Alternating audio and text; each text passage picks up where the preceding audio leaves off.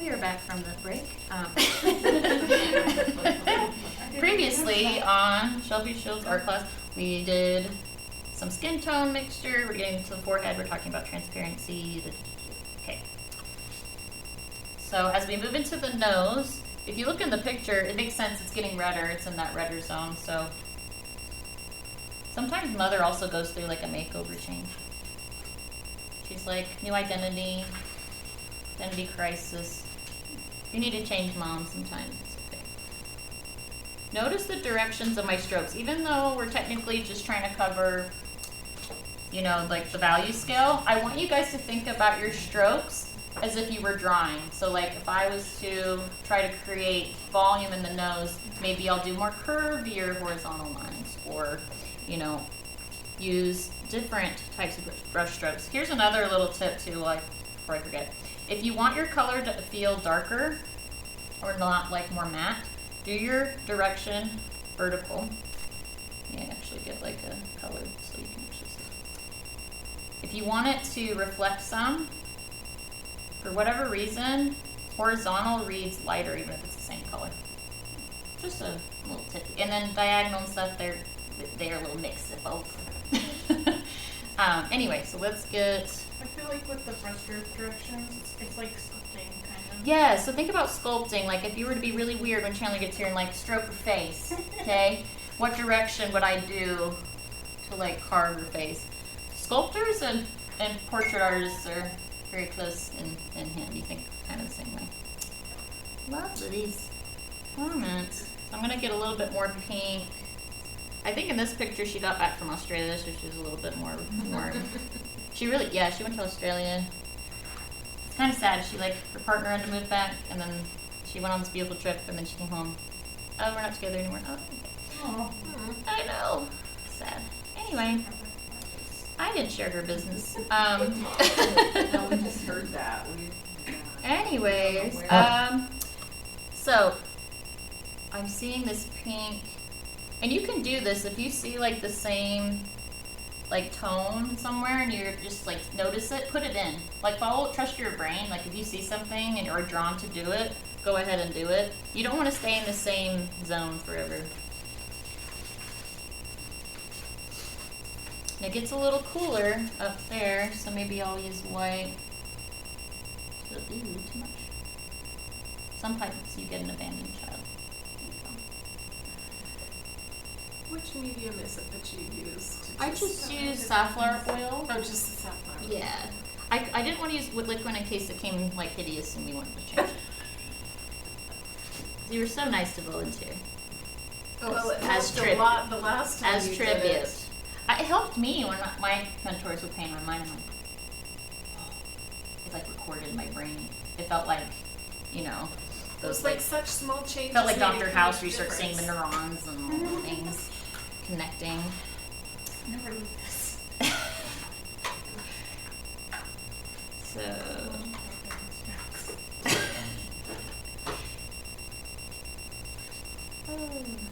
I have a lot of random stuff in my head.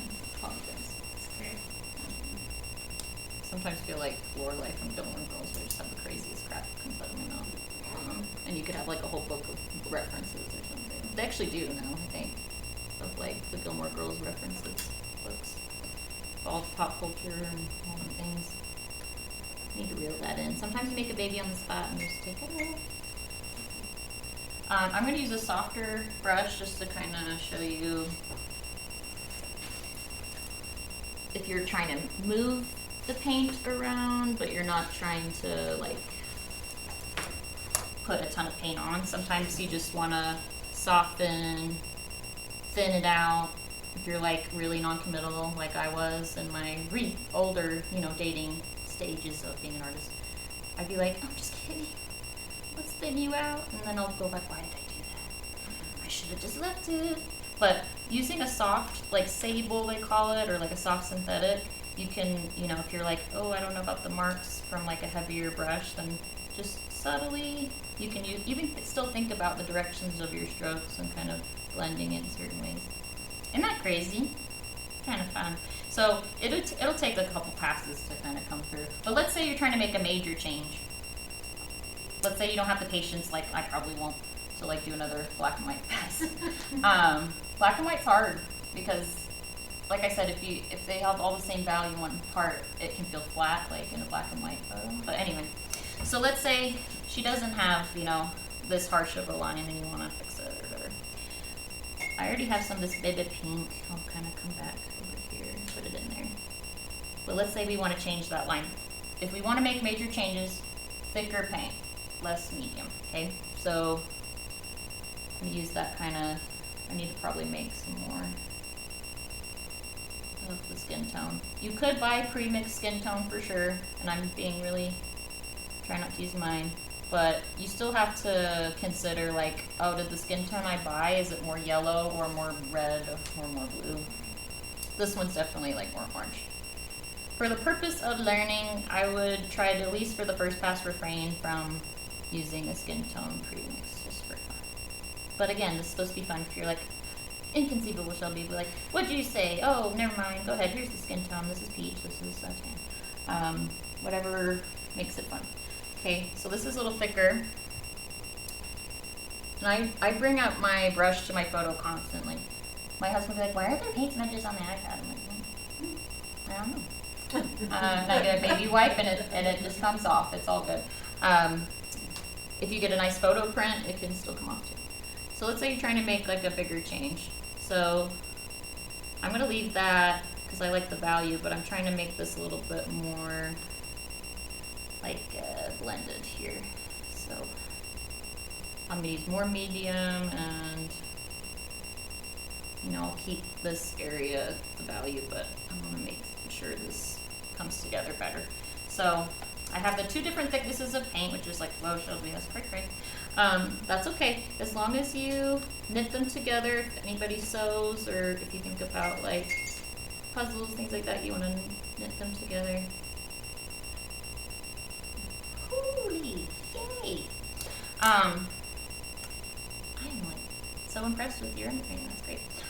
Okay, so now for these dark areas, you're like, well, does it really like change that much when you add the dark mix? Yeah, it does. Okay, so my favorite recipe, like I shared, for like darker shadows and things like that, like cavities of the face, is that phthalo, green lake, or viridian with that alizarin. The amounts depend on like how dark you want to make it. It's more half and half if you want it like super dark. But technically she's wearing makeup, so if you really, really want to use your black, it's okay. You can use it on her mascara, but nothing else. Nothing else. Okay. So I'm using some medium because I'm just trying to change the tone and hue of the thing. I'm not trying to change like the whole thing. And it's like, does it really make a difference?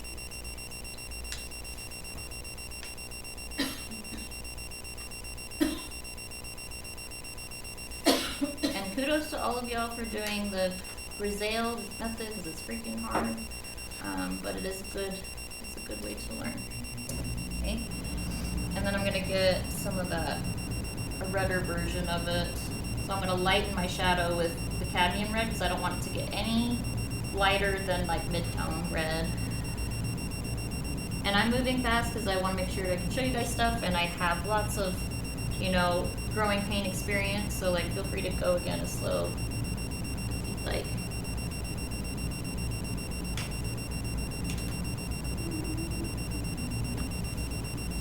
I'm going to actually take some off. And then, oh, I see. I need to get a little bit of the pink in there. Like a pink eyeball. I'm like, yes. Yes, the more tired you are, the more you see your vessels. But also just like reflection off the whatever she's around. Not cray. Let me get a little more white here. So our brains were like, oh, the eyes, the white. No, whites of the eyes are not white. They're usually some kind of gray blue or something. So I'm gonna use a little teeny bit. Sometimes I'll even like take some of it off before mixing in case. Because like, all the primaries are like real drama.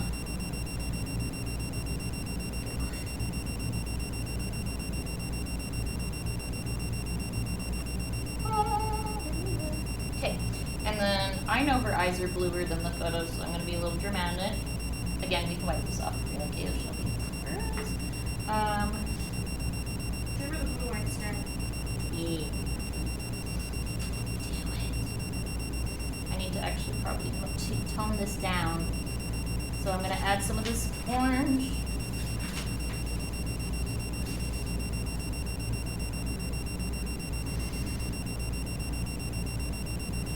I'm still using a good bit of medium, so I'm not trying to like change the whole thing per se. There needs to be some adjustments in the eye, but that's something you can like do with thicker paint and, you know, get some highlights or whatever.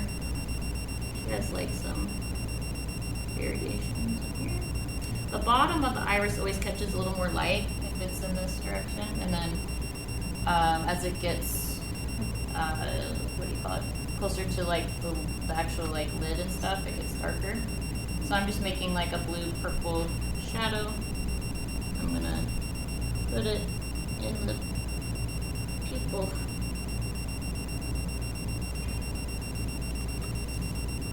Not crazy. Oh snap. Pretty fun, huh? So real quick before, we have like 15 minutes, Dalen was very like, can we try to leave by 9? So we'll try. Let me show you how those colors work if you're curious. I'll lend you them for like your second pass if you're interested. So that green, gold, and, oh, I have it all here. The green, gold for Michael Harding, and then the Alizarin Crimson, and the Phthalo Green Lake Viridian. It's like this new mixture that I forget who discovered it, that pretty much can make like every skin tone and hair color. It's kind of bizarre if you want it to be one of those like minimalist people. It's a fun exercise. I like green gold just to make like hair and stuff. So that's when you add white to green gold. Well, actually, I added a tiny bit of that on accident too, but it's okay. And it's wild because when you add tiny bits of each other, you get these like really interesting. There we go, that's more true to that color. Look how yellow that comes out with white. Great, great. So technically, if you really want to like challenge yourself, you can mix a ton of colors with just those 4. And I was trying to do an exercise with the Phoebe Bridgers one with that, just for fun. And then I think the next layer I'm just gonna give in and use what I want, but it's fine. Alright, so then let's say, you know, that mixture we talked about with the alizarin and the green, you kind of know that makes a purple or blue-ish color depending on the amounts. But then you're like, well, where do you get the blues from? Well, alizarin, sorry, not alizarin, the Viridian or the Phthalo Green Light's the really powerful one. When you add white to it, Oh my gosh, that's gorgeous. you can start to get, you can slowly get like really blue, like very slowly. And I can even, oh snap, not crazy. Little bits at a time you can get like, let's say we want to add a little blue-green to it. You can get all sorts of crazy stuff. And then when you start inbreeding, you can get more. It's a fun time. I make a lot of blonde with my green gold because that's where it comes from. Is like a green. Not that saturated, but pretty dang close. So that radiant purple, do I have it down here? I don't, but we can try radiant. The radiants can be fun because it's like pretty close to white, but has a little pigment in it. So I use those often to try to like make different tones of blonde and all that stuff. Because even in blonde hair, how it reflects, if it's really light, it'll reflect blue sometimes. So anyway, that's just like a quick little demo of those colors and the face.